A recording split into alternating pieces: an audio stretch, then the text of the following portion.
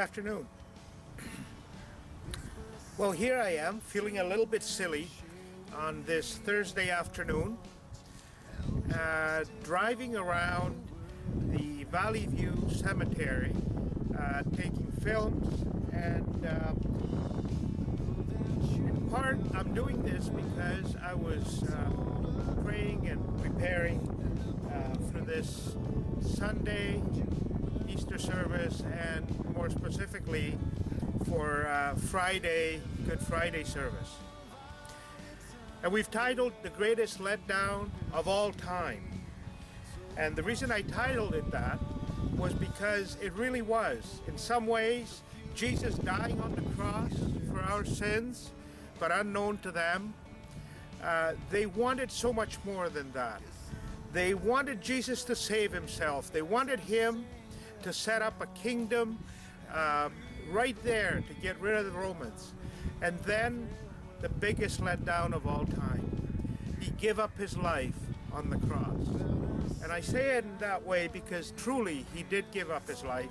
He didn't, they didn't kill him, but Jesus willingly went to the cross to die for our sins. I'll be talking this evening, on Friday evening, tomorrow evening, about how Jesus never chose where he would be buried. He didn't have a place to sleep. He didn't have riches. He had no saddle for his donkey. He had no donkey as he rode into Jerusalem. And if we think about it, he fulfilled all kinds of prophecies.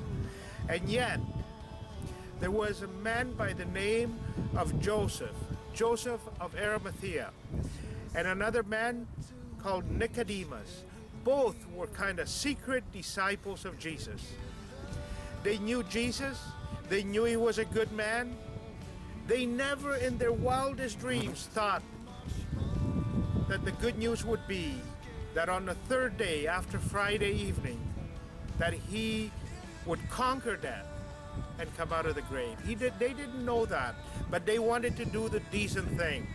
And because of these secret disciples, Jesus was given a decent burial in the tomb of a rich man, Joseph's tomb. He gave up his family tomb for him.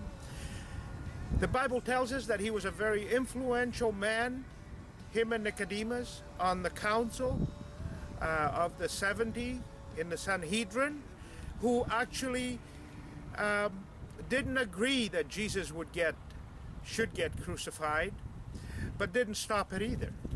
But somehow they were prompted to do the right thing. The question for us is, these guys were barely disciples. They barely were believers. And they had made no promises to Jesus in any way.